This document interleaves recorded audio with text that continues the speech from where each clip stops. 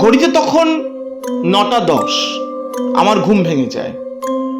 ঘুম থেকে উঠে আমি পাশে থাকা ব্রেকফাস্ট আর গরম কফি খেয়ে নিই, কারণ হোটেলের মালিক আমাকে বলেছিল যে 9:30 নাগাদ গাড়ি এসে দাঁড়াবে হোটেলের সামনে, কারণ আজ আমি যাব ঘুরতে পেহেলগাঁওতে। শুনেছি নাকি এই জায়গাটি কাশ্মীরের অন্যান্য জায়গা থেকে আরো বেশি সুন্দর, আরো বেশি মনোরম। আর এই জায়গায় এমন কিছু কিছু এলাকা আছে যেগুলো দেখতে অতীব সুন্দর, যেটা দেখলে চিরকাল মনের মধ্যে তার প্রতিচ্ছবি থেকে যাবে।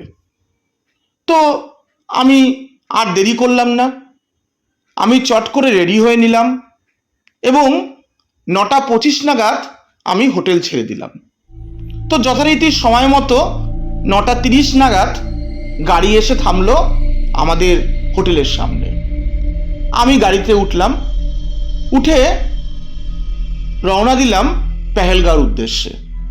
তারিখটা ছিল 22শে এপ্রিল। আর আমি যে গাড়িতে রওনা দিয়েছিলাম সেই গাড়িতে আরও বেশ অনেক যাত্রী ছিল, আমাদের হোটেলেই তারা ছিলেন।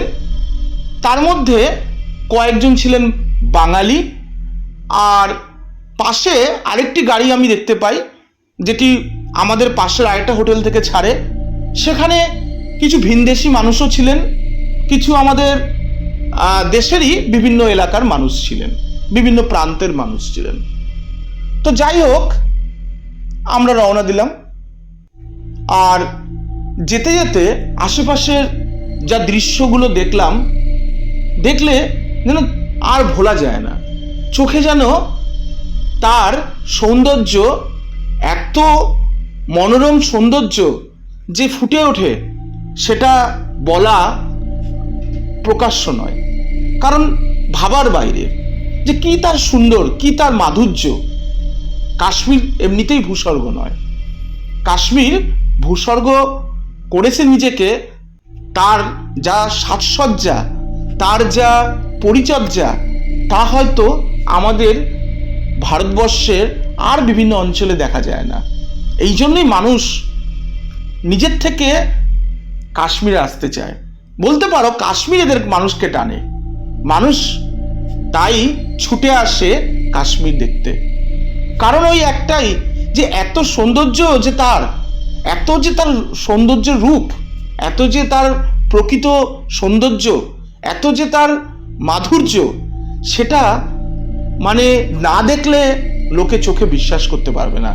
তাই সৌন্দর্য দেখতে কেনা ভালোবাসে, তাই সৌন্দর্য দেখার জন্য মানুষ ভিন্ন ভিন্ন দেশ থেকে ছুটে আসে এই কাশ্মীরে। কাশ্মীর তাই তার অহংকার এত বেশি, বলতে পারো তার অহংকার এত বেশি এই কারণের জন্যই। তো যাই হোক, আমি আমার সঙ্গদের নিয়ে চললাম পেহেলগাঁওতে।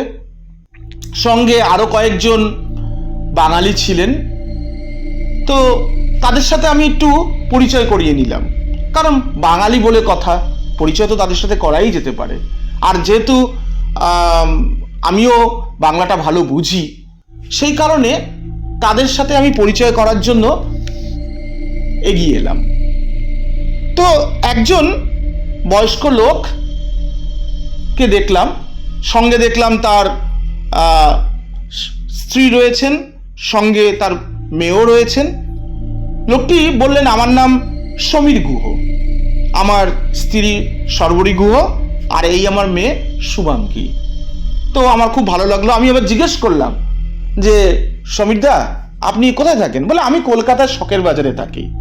বলে, ও আচ্ছা আচ্ছা, খুব ভালো হলো আপনার সাথে পরিচয় হয়ে। তো পাশে দেখলাম আরেকজন বাঙালিকে, তো তার নাম দেখলাম, তিনি বললেন আমাকে যে আমার সমবয়সী দেখে মনে হলো, বিতান অধিকারী, বয়স 40। তার সেও এসছেন ফ্যামিলির সঙ্গে ঘুরতে।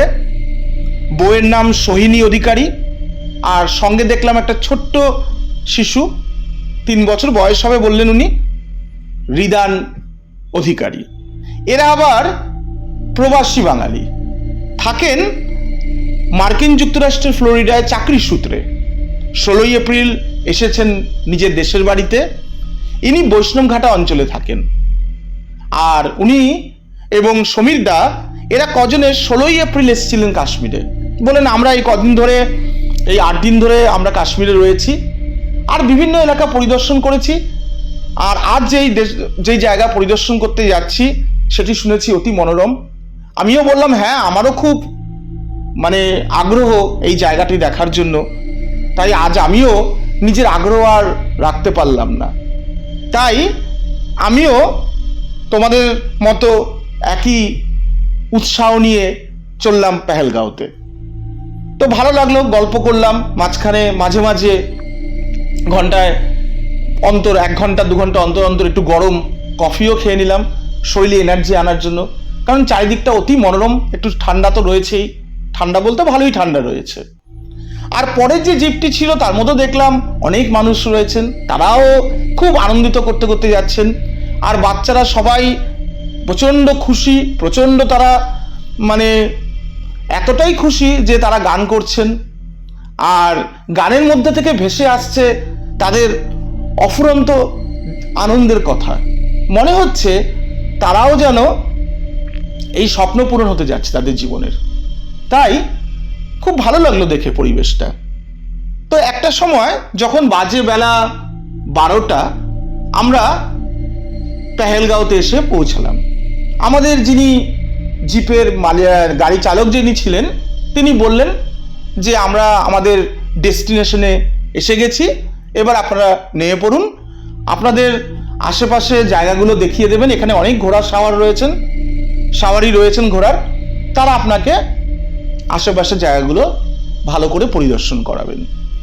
আর এমনিতেই তোমরা সবাই জানো যে যেটা যত সুন্দর তার মধ্যে তো ভয় থাকবেই, কারণ সুন্দর জিনিসের মধ্যে ভয় থাকে বেশি।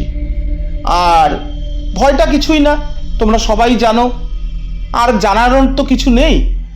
ভয় হচ্ছে পার্শ্ববর্তী দেশের কথা ভেবে, কারণ আমাদের পাশে যে দেশটি রয়েছে তাদের সাথে আমাদের সম্পর্ক মোটেও ভালো না।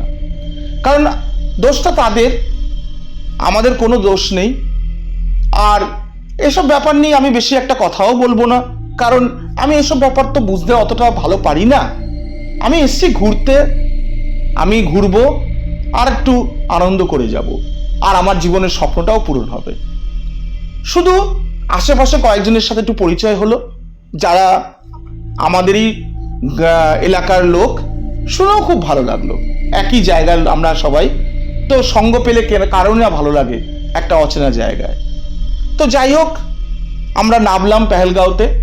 আশেপাশে প্রচণ্ড টাইট সিকিউরিটি, কারণ জায়গাটা খুব পপুলার আর জায়গার সৌন্দর্য এতটাই বেশি। আর আশেপাশে ভয় তো একটু আছেই, কারণ সুন্দর জিনিসের পিছনে ভয় থাকে, এটা আমরা একটু আগেও বলেছি। যেই জিনিস দেখতে যত সুন্দর হয় সেটা তত বেশি হিংস্র হতেই পারে। ভয়টা কিছুই না, ভয়টা হচ্ছে যদি আমাদের সেফটি থাকি, যদি আমাদের কোনো রকম কোনো ধরনের যাতে আমাদের প্রতি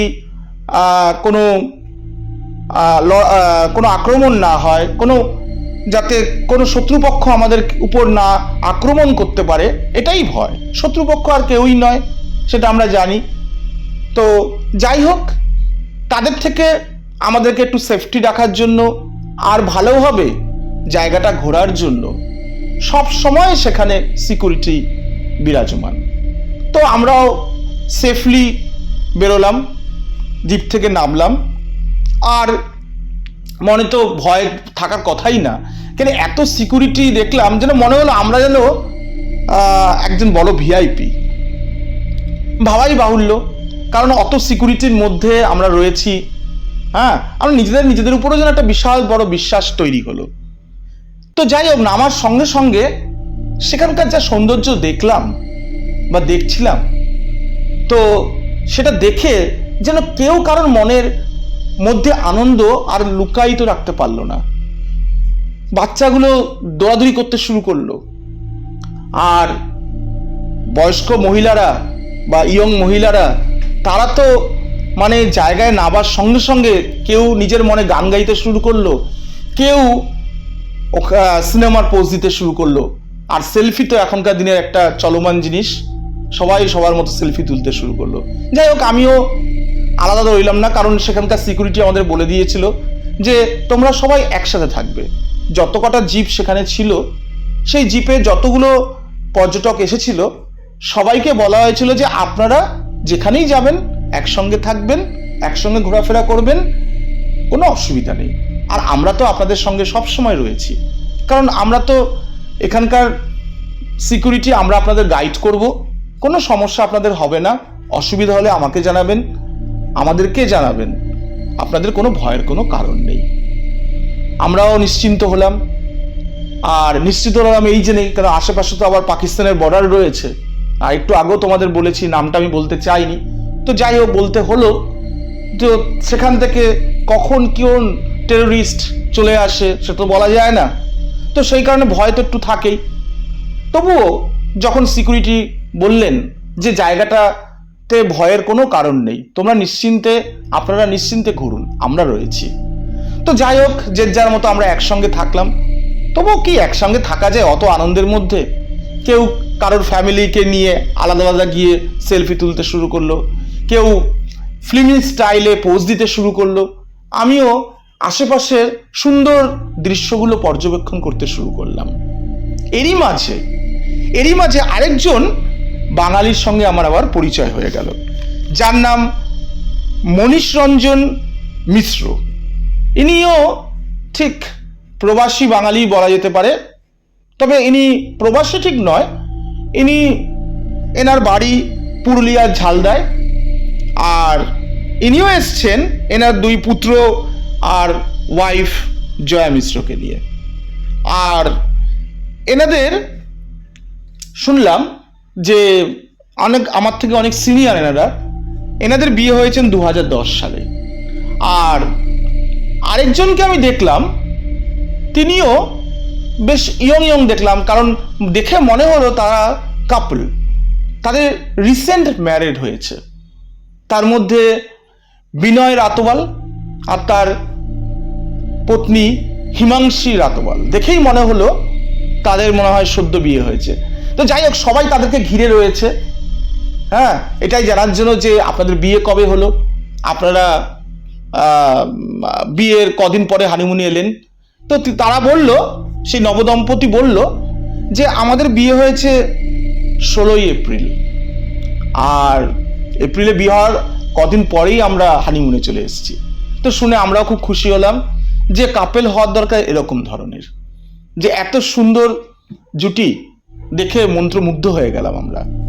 তো যাই হোক, গল্প করতে করতে করতে বেলা প্রায় গড়িয়ে এলো, আর একটু কুয়াশা তো মোটামুটি 2টো না বাজতে একটু অন্ধকার আবছা হয়ে যায়। তো তখন 2:30 বলতে পারো, 22শে এপ্রিল 2:30 তখন বাজে, দুপুর 2:30। তো আমার একটু খিদে পেয়ে গেল, বরাবরই আমি কোথাও ঘুরতে গেলে একটু খিদে বেশি পায়। তো আমি সঙ্গে কিছু স্ন্যাক্স রেখেছিলাম, সেই স্ন্যাক্সগুলো আমি আস্তে আস্তে খেলাম। তবে সেখানে আবার কোনো কিছু ফেলানো যাবে না, তাই স্ন্যাক্সটা খাওয়ার পর প্যাকেটগুলো আমি নিজের পকেটেই রেখে দিলাম, কারণ সৌন্দর্যকে নষ্ট করার অধিকার কারোর নেই। আর কাশ্মীর বলে কথা, যেখানে সৌন্দর্য মানুষকে টানে, মানুষ নিজের থেকে যায় না। তো যাই হোক, এইভাবে চলল। তো তার 2:30 নাগাদ একটু আবছা যখন হয়ে উঠলো, মানে চারিদিক যখন একটু আবছা হয়ে গেল, তখন সবাই যেন একটু স্বাধীনতা নিল। আস্তে আস্তে একটু দূরে গিয়ে সবাই দাঁড়িয়ে নিজেরা নিজেদের মনের কথা বলতে শুরু করলো। তো এরকম ভাবে চলার পর এদিকে সৈয়দ বলে একজন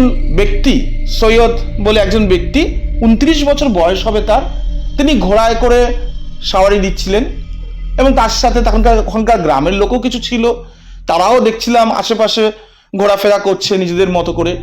হ্যাঁ, আমাদের দেখে তারাও খুব খুশি। ওভারঅল জায়গাটা খুব সুন্দর তো বলাই যাবে, এর উপরে কোনো কথা নেই। আর লোকজনও ওখানকার খুবই ভালো, মানে বিশ্বাস চোখ বন্ধ করে করা যায়। তো এইভাবে আমরা বেশ কিছুক্ষণ কাটালাম। আমি একটা জায়গায় দাঁড়িয়ে সুন্দর সেখানকার সৌন্দর্য অনুভূতি করতে শুরু করলাম। যখন ঘড়িতে বাজে 2:40, হঠাৎই না একটা গন্ডগোলের আওয়াজ শুনলাম। দেখলাম হঠাৎই যেন সবাই একসাথে আবার হয়ে গেছে। আর কে যেন একজন ভদ্রমহিলা হঠাৎ করে, ভদ্রমহিলা মনে পড়েছে, কে, সর্বরী গুহ ম্যাডাম, উনি হঠাৎ করে চিৎকার করে উঠল। আমি ভাবলাম বাঙাল তো বাঙালি ভাবাই উনি চিৎকার করে উঠলেন। তা আমি ভাবলাম উনি কেন চিৎকার করলেন। তো আমিও, আরো 2-3জন আমার সঙ্গে আশেপাশে ছিল, আমরাও সবাই ছুটে গেলাম, দেখি তো যাই ব্যাপারটা কি। তো আমরা এগিয়ে গেলাম। এগিয়ে গিয়ে আমরাও ওই বড় যে ভিড়টা ছিল, একসাথে তো আমাদের সবাইকে থাকতে বলেছিল, তা আমরাও কি করলাম, একসঙ্গে গিয়ে আবার দাঁড়িয়ে পড়লাম। দাঁড়িয়ে শুনতে লাগলাম ব্যাপারটা কি হয়েছে। দেখলাম যে আশেপাশে কয়েকটি লোকের সঙ্গে ওখানকার কয়েকজন গার্ডদের মধ্যে যেন বচসা হচ্ছে, স্থানীয় লোকদের সঙ্গেও বলতে পারেন। তারা যেন কি যেন বলতে চাইছে হাত জোর করে। তা আমি ভাবলাম কি হয়েছে ব্যাপারটা, আমারও মনের মধ্যে একটু ভয় লাগলো, খটকা লাগলো। তো আমি আবার পাশে যারা ছিলেন তাদের মধ্যে একজনকে জিজ্ঞেস করলাম, তিনি আবার হিন্দি ছাড়া বাংলা বোঝেন না, যে ভাই সাহেব ক্যা হুয়া। উনি হিন্দিতেই বললেন, আর বলিয়ে না, হাম ভি দেখ রা হ্যায় ক্যা হুয়া है, हम भी नहीं जानते, अभी भी हम भी अब आए हैं। আমি বলছি ও আচ্ছা আচ্ছা, ঠিক আছে ঠিক আছে। তো হঠাৎই কান্নার চিৎকার শুনলাম। চিৎকারটা যেন মনে হলো আমি যেখানে দাঁড়িয়েছিলাম তার থেকে বেশ কিছু দূরে। হঠাৎ করে দেখলাম কি যেন মাটিতে পড়ে গেল। কেন, কি তার কারণ? তাহলে কি ওনার কি শরীর খারাপ হয়েছিল? না, শরীর তো কারোর খারাপ হওয়ার কথা নয়। কারণ ঘুরতে যখন আমরা এসেছিলাম তখন সবার মনে এত আনন্দ, এত উৎফুল্ল, আর এখানে আসলে তো শরীর সবার ভালো হয়ে যাওয়ার কথা। তো শরীর খারাপের তো কোনো প্রশ্নই আসে না। যাই হোক, আমি দৌড়ে গেলাম, আমি বললে ভুল হবে, আমরা সবাই দৌড়ে গেলাম।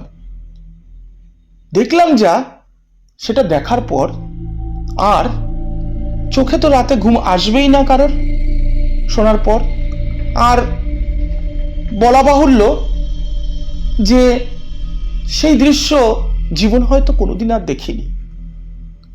যাদের বিশ্বাস করেছিলাম, যাদের রক্ষা করার দায়িত্ব, দেখলাম তাদের মধ্যে একজন স্থানীয় লোকদের কথা না শুনে তাকে শুট করে দিয়েছেন, গুলিবিদ্ধ করেছেন। অন্যায়টা কি তার? এবং তার চেয়ে বড় অবাক হলাম, একটা নয়, আশেপাশে আরো 5-6 জন লোক ছুটে এলেন ওই ঘোড়ায় সাওয়ার করে। তারাও দেখে মনে হলো সিকিউরিটি ওখানকার। তারা এসে আমাদের ফ্যামিলিগুলোকে সবাইকে আলাদা আলাদা করে দাঁড় করাচ্ছেন। বাধ্য হয়ে আমিও দাঁড় হলাম, কারণ ওরা ওখানকার গাইড, ওখানকার সিকিউরিটি, যা বলবে তা তো শুনতেই হবে। নিশ্চয়ই কিছু ব্যাপার ঘটেছে, তাই ওনারা আগের থেকে শিওর হয়ে আমাদেরকে হয়তো সেফটি দেওয়ার জন্য বললেন যে তোমরা একটা লাইন হয়ে দাঁড়াও। আমরা সবাই লাইন হয়ে দাঁড়ালাম, যে যার ফ্যামিলির সঙ্গে সঙ্গে দাঁড়ালেন। অদ্ভুত ব্যাপার যেটা ঘটলো এবার, কি জানেন, বলতে গেলে কণ্ঠ রোধ হয়ে আসে, কিন্তু কিছু করার নেই। যা বাস্তব সেটা তো বলতেই হবে। বাস্তব কি কখনো প্রকাশ্যে আশা আনে? প্রকাশ্য থেকে কি লুকিয়ে রাখা যায়? বাস্তবটা কি জানেন? সবচেয়ে বড় কষ্ট হলো এটাই জেনে ওনারা কি যেন বলতে শুরু করলেন। শুনলাম ওনারা কাস্টের কথা বলতে শুরু করলেন, কে হিন্দু, কে অহিন্দু। আমার মনের মধ্যে আরেকটা বড় খটকা আসলো, যে হঠাৎই এইটা কেন, কি তার কারণ বুঝে উঠতে পারলাম না। হঠাৎই আবার একটা বড় করে বন্দুকের আওয়াজ পেলাম। দেখলাম আরেকজন মাটিতে লুটিয়ে পড়লো। আরে এ তো বিতানদা, আমাদের বিতানের স্ত্রী সোহিনী। বাচ্চাটা কোলে নিয়ে ওখানে হাউমাউ করে কাঁদছে। রিদান একদম ছোট, মোটে 3.5 বছর বয়স তার। সে মায়ের কোলে, মা কাঁদছে, সেও কাঁদতে শুরু করে দিয়েছে। স্বাভাবিক কথা, এটা বুক তো ফেটেই উঠবে তার। এরপরে এখানেই শেষ নয়, এ তো সবাই শুরু। এরপরে সমীর দা, সেও দেখলাম একইভাবে গুলিবিদ্ধ হলো। সর্বরী ম্যাডাম, এর আগে আমি বলেছিলাম আপনাদের যে সমীর দা গুলিবিদ্ধ হওয়ার পর সর্বরী ম্যাডাম, তিনি একটু বয়স্ক মেয়ে শুভাঙ্গীকে নিয়ে কাঁদতে শুরু করলো এবং বলতে শুরু করলো, বাবাকে মেরে দিলে কেন? শুভাঙ্গী বলল, আমাদেরকেও মেরে দাও। আজ আমাদের খুঁটিটা তোমরা কেড়ে নিচ্ছ কেন? আমরা তো কোনো অন্যায় করিনি, আমরা তো এখানে ঘুরতে এসেছি। আর তোমরা তো সিকিউরিটি, কেন তোমরা আমাদের মারছো? কি তার কারণ? তারা হাসতে শুরু করলো। তারা কোনো কারণের কথা আমাদের বলল না, এবং শুধু এখানেই তারা ছেপে থাকলো না, এরপরে মনীষ রঞ্জন দাকেও তারা মেরে ফেললো। মনীষ রঞ্জন দাকে মেরে ফেলার জয়াদি, তিনি অজ্ঞান হয়ে পড়লেন। এদিকে বিতান রানোয়াত, তাকেও তারা ছাড়লেন না, নবদম্পতিকে, তাকেও তারা মেরে ফেললেন। আর তার স্ত্রী হিমাংশী রানোয়াত, সদ্য বিবাহিত, তার মুখে কোনো কথা নেই, চোখে কোনো জল নেই, সে যেন একদম স্টিল বসে রইলেন ওখানে। আসলে উনি ট্রমায় চলে গেলেন, উনি বুঝতে পারলেন না ঘটনাটা কি ঘটলো। এরকম করে করে একে একে আমাদের সামনে প্রায় 25 জন মানুষকে তারা হত্যা করলো। ছাড়লো কাদের জানেন? ছোট ছোট বাচ্চাদেরকে আর তাদের স্ত্রীকে। কেন? মানুষগুলো কি অন্যায় করেছিল? আমরা তো তাদেরকে চিনি না। আমরা শুধু এটাই জানি যে তারা দেশের প্রতিরক্ষা করে, দেশের রক্ষা কবচ, দেশকে সুরক্ষিত রাখে, দেশের মানুষকে তারা সাহস যোগায়। তাহলে কাদের উপর আমরা ভরসা করলাম? তবে হ্যাঁ, একটা কথা আমি এখানে বলবো, সৈয়দ দা উনি কিন্তু চেষ্টা করেছিলেন আমাদেরকে রক্ষা করতে, আমাদেরকে রক্ষা করার জন্য তাদের উপর ঝাঁপিয়ে পড়েছিলেন, তাদের কাছ থেকে রাইফেলটা পর্যন্ত কেড়ে নিয়েছিলেন, কিন্তু শেষ রক্ষা তিনি করতে পারেননি। তাকেও গুলিবিদ্ধ হয়ে প্রাণহানি হতে হয়েছিল। তারও ঘরে মা আছে, বাবা আছে, স্ত্রী আছে, তার ভাই বাড়িতে 5 ভাই বোন আছে, যাদের ভরণ পোষণ তিনি করে থাকেন। তো আমরা এতগুলো লোকের মধ্যে 26 জনকে তারা চোখের সামনে একে একে মেরে ফেলল। আর লাস্টে যখন প্রত্যেকটা নারী যারা অসহায়, সেই মুহূর্তে অসহায়, তারা শুধু একটাই কথা বলল, আমরাও সবাই অসহায়, চিৎকার করে একটাই কথা বলতে লাগলাম, আমাদেরকে কেন ছেড়ে দিলেন? মেরে ফেললেন না আমাদেরকেও? আমরা কি নিয়ে ফিরবো? বাড়িতে গিয়ে কি বলবো? তার ভাষা তো আমাদের কাছে রইল না। তাই আজ আমরাও আর ফিরতে চাই না, মেরে ফেলুন আমাদেরকে। তারা হাসতে হাসতে একটা কথাই বলে গেল আমাদেরকে, আমি তোমাদেরকে আর মারবো না, যা কাজ আমাদের হয়ে গেছে। তোমাদের যদি কিছু প্রশ্ন থাকে, তোমাদের যদি কিছু অভিযোগ থাকে, তাহলে তোমরা তোমাদের রাজাকে গিয়ে বলো, রাজা শুনবে তোমাদের কথা। রাজাকে গিয়ে তোমরা জানাও তোমাদের সমস্যার কথা। আমরা আমাদের কাজ সিদ্ধ হয়ে গেছে, আমরা এবার চললাম। এই বলে তারা সেকেন্ডের মধ্যে কোথায় কে গায়েব হয়ে গেল, আমরা আর তাদেরকে দেখতে পেলাম না। সবাই আমরা হাত পা ছড়িয়ে কাঁদতে শুরু করলাম, কারণ আমাদের মধ্যে তো আর কিছু করার নেই, কিছু বলার নেই, কিছু বোঝার আর ছিল না, কিছু বলতে আর পারলাম না। এরাই তো আমাদেরকে এতক্ষণ ধরে গাইড করে এসছে, আজ এরাই আমাদেরকে মেরে ফেললো। আজ এরাই মেরে ফেলে চলে গেল। কি করলাম আমরা, কি করেছিলাম আমরা, কি ছিল আমাদের অন্যায়? কেনই বা আমরা অসহায় হলাম?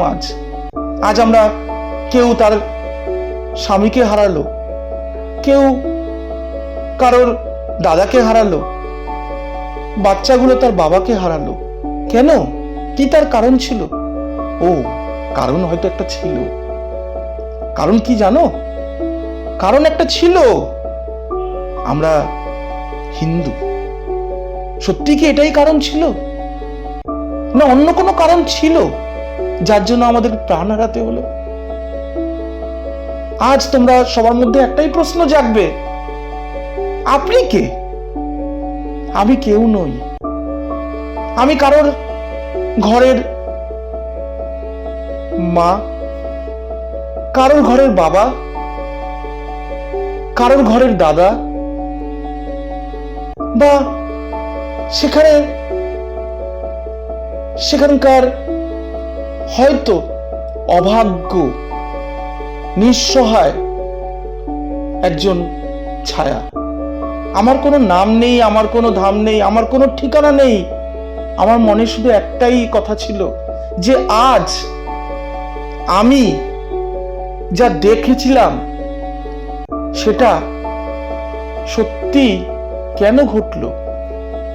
আজ কটা প্রশ্ন হয়তো আমার মধ্যে রয়ে গেল। আমাকে তো কেউ চেনে না, আমাকে কেউ চোখেও দেখতে পারবে না, কারণ আমি তো একটা হাওয়া।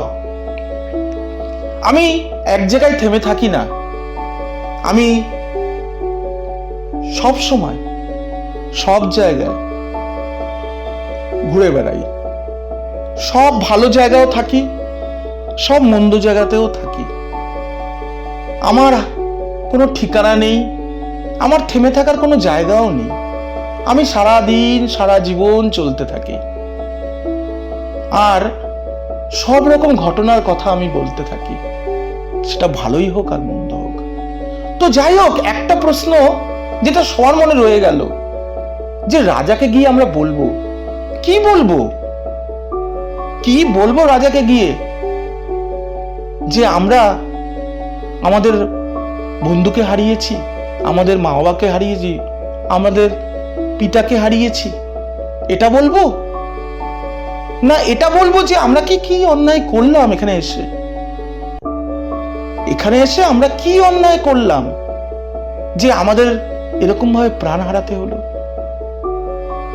তো যারা সেখানে প্রাণ হারিয়েছিল, যারা সেখানে সলিল সমাধি হয়ে গেল, তাদের কথা যদি মানুষের মধ্যে একটু মানবিকতা থাকে, তাহলে তোমরা কোনোদিন ভুলো না তাদের বলিদানের কথা।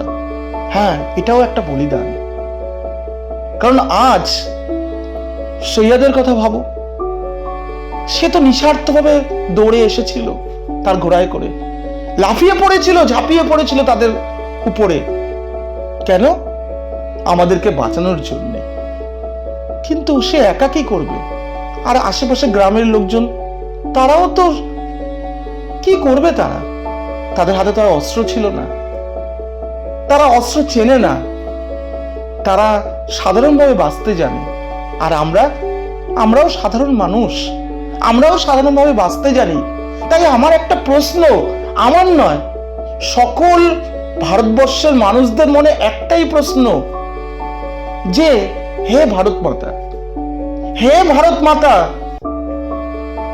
আজ আমরা তোমার স্বাধীন নাগরিক হয়ে কি পেলাম? সত্যি কি আমরা স্বাধীনতা পেয়েছি? সত্যি কি আমরা স্বাধীন? না শুধু স্বাধীন বলে আমরা রয়েছি, আদৌ আমরা স্বাধীনতা এখনো পাইনি। আমরা এখনো পরাধীন। এখনো আমরা পরাধীন কার কাছে? সেই সকল মানুষদের কাছে যারা হিংস্র, অত্যাচারিত, যারা মানুষকে মানুষ বলে পরিচয় দিতে জানে না, যারা মানুষকে পশুর মতো ভাবে, যারা মানুষকে মেরে দিতে একটা মুহূর্তের জন্য বুকে ভয় আসে না। আজ ওই মানুষগুলো দেশে ফিরে আসবে, নিজেদের এলাকায় ফিরে আসবে। কি স্মৃতি নিয়ে আসবে, মনে কি নিয়ে আসবে, কিসের আশা নিয়ে আসবে? আনন্দ যে আমরা ভূস্বর্গে গেছিলাম, সেখানকার স্বর্গ স্বরূপ সৌন্দর্য উপলব্ধি করে এলাম, নাকি ভূস্বর্গে গিয়ে দেখে এলাম যে সৌন্দর্যের মধ্যেও কত কাঁটা আছে। গোলাপ সুন্দর হয়, কিন্তু গোলাপে যে কাঁটা আছে না, সেটা বা হাতে বিঁধলে ততটাই ব্যথা লাগে। তো যাই হোক বন্ধুরা, আমি আজকে যে ঘটনাটার কথা বললাম, এটা অত্যন্ত মর্মান্তিক, অত্যন্ত দুঃখজনক, অত্যন্ত করুণাময়। জানি না এর শেষ কোথায়, কারণ এরকম ঘটনা ঘটছে, ঘটে আসছে, মীমাংসা হয়তো হচ্ছে, কিন্তু আবার পরক্ষণেই সেই একই জিনিসটার পুনরাবৃত্ত আবার হচ্ছে, থেকে থেকে হচ্ছে।